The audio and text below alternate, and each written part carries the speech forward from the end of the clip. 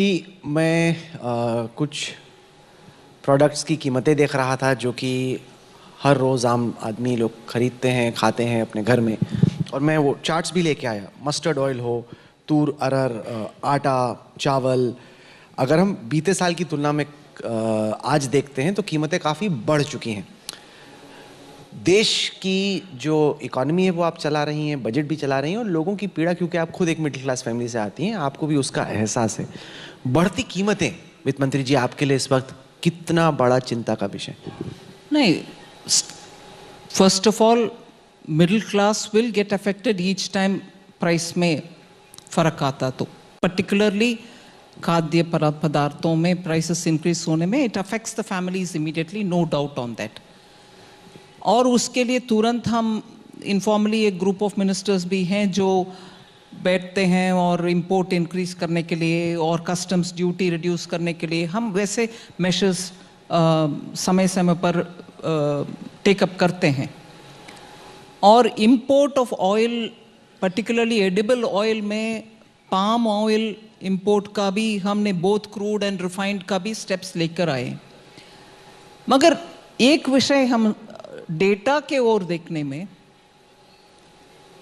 India का inflation, मैं technical बात बोल रही हूँ जो विल नॉट कन्विंस पुअर और मिडिल क्लास, मगर ये रिकॉर्ड में रखने के लिए मैं बोल रही हूँ। 4% is the rate of inflation which we think is the number beyond which we should not, but Bharat देश में नंबर नहीं है। 2% प्लस और माइनस करते हैं 4 को। 6% ब्रीच हो गया तो yes, it's a worrisome situation. Below 2 तो कभी गया नहीं है। सो इस बैंड के अंदर रखने में ही रिजर्व बैंक भी, हम भी काम करते हैं। कई बार 6 को थोड़ा ब्रीच करता है, विद इन अ मंथ और 2 we bring it back. And ये जवाब मैं बोलने में शुरू करने से पहले ही मुझे मालूम है कि आप तुरंत मुझसे पूछोगे वो तो 7 साल के पहले की कहानी है, आप क्या बात करो। अब की बात ही कर रही हूँ। 10% एंड 12% लेवल तक हम कभी पहुंचे नहीं है और पहुंचेंगे भी नहीं है। कंट्रोल में 6, विद इन 6 ही रख रहे हैं। मगर ये नंबर्स से कुछ राहत मिडिल क्लास को नहीं मिलेगा, वो बात सही है, मैं मानती हूं भी।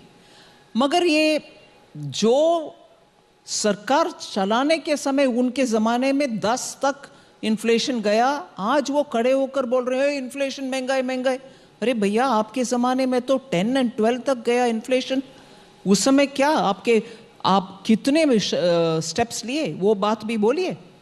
हम तो पक्का immediately import of grains, imports of not grains, pulses, दाल दलहन का इंपोर्ट में तुरंत हमने कार्रवाई की, इंपोर्ट करवाई।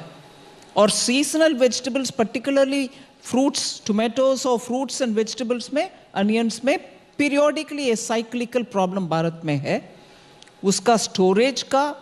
और इस बार हम भूलना नहीं है, एक्सेसिव फ्लडिंग। आज भी महाराष्ट्र में एक्सेसिव फ्लडिंग के वजह से प्याज के उत्पादन में बहुत ही असर आ रहा। साइक्लोन के वजह से बहुत सारे पोटैटो का क्रॉप ईस्टर्न स्टेट्स में अफेक्ट हुआ। सो आपदा के कारण भी हमें झेलना पड़ रहा बहुत सिचुएशंस, उसके लिए तुरंत हम स्टेप ले रहे हैं। सो वह संज्ञान में है।